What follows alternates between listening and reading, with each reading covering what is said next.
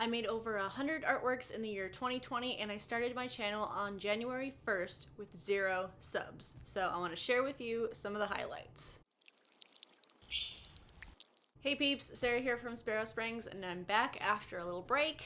If you are new here, I am an artist who works in traditional and digital mediums. I mostly like to draw nature and animals, but most of my freelance work is in graphic design. Okay, so no one could have possibly predicted the craziness that is 2020, but I actually had a lot of things to be thankful for, so I want to share with you just a little bit of my YouTube journey. So I'm going to show you all the artwork that I created in 2020. I'm missing some of it. I know that I gave some of it away, but I found everything that I could. I'm going to show you my final YouTube stats for the end of the year. I'm going to show you my top 5 most popular videos for this year, and I want to share a little bit with you just the original intent for my channel and then the vision going forward from here. So first up, my final stats for the year. I made 120 videos. I had 31,463 views, and I ended on 690 subscribers. Now, before I started, my goal was to reach 1,000 in the first year, but that goal quickly changed after the first couple months because it was very slow. So I was hoping to at least get around 300 subscribers in the first year, and it took me about 5.5 months just to get my first 100. But after that, a couple videos started taking off, and everything just kind of started snowballing from there. So let's see what my top 5 videos were. First, I have the one where I talk about why I hated abstract art. So it just kind of goes through the history of the progression of how I changed my mind about what I think about abstract art. Apparently some people like that, so I was trying to do more of kind of a story time format with that one. My 4th most popular video was the wall art trends from 2020. I did not expect this one to go anywhere. I kind of figured that people just be like, oh yeah, what does she know? And then scroll on through.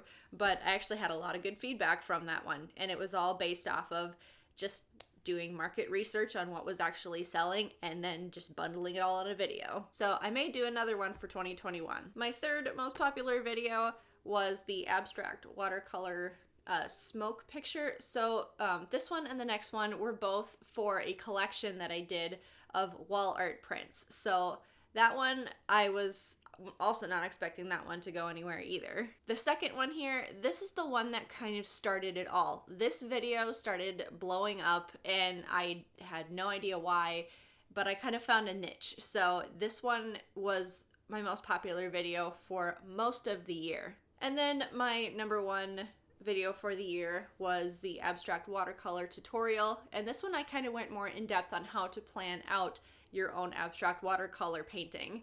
So this one, I kind of had an idea of what was doing well on my channel, so this one was a bit more planned in that I wasn't really surprised that it took off the way it did, but I would say that about a quarter of my current subscribers came from this specific video. So now I want to share with you a little bit of my vision for this particular channel. Originally, this was meant to be kind of an experiment as a traffic source to go to my website. And on my website, I mainly just sell prints of my work that is designed for wall art. Over the years, I have tried other platforms and whatnot. So mostly I've been kind of focusing on Facebook and Instagram prior to this, and it was just frustratingly slow. It's just trudging through mud with those two. So in 2020, I wanted to try YouTube and just see what happened, and it took off, and it was fun.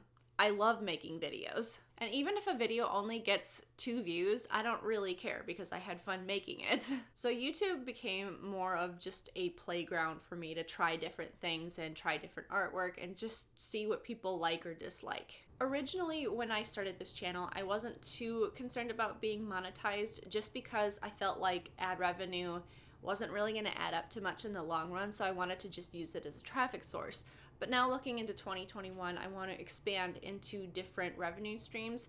So just based on the rate of my growth, I'm hoping to be monetized sometime towards the end of this year. So what does that mean for my channel? First of all, I need to thank all of you for signing on now. I know it's not easy to sign on with a creator when they're still new and not really proven. So at this stage, I need your guys' input.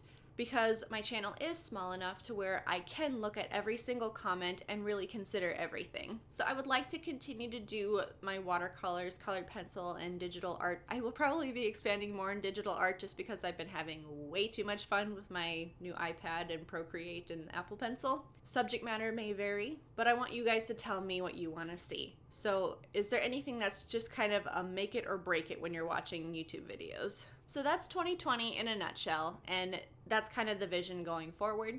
Also in the plans, I'd like to work on starting up a Redbubble account to get some of my designs printed on t-shirts and other things of that nature. I'm also going to be exploring filling out a profile on Reedsy and mostly probably optimizing my account for doing book cover art. Okay, you guys, thank you for sticking with me to the end of this video. If any of this sounds interesting to you and you're new here, please hit that subscribe button. And that's all for now, peeps. I will see you in the next video. I can't talk.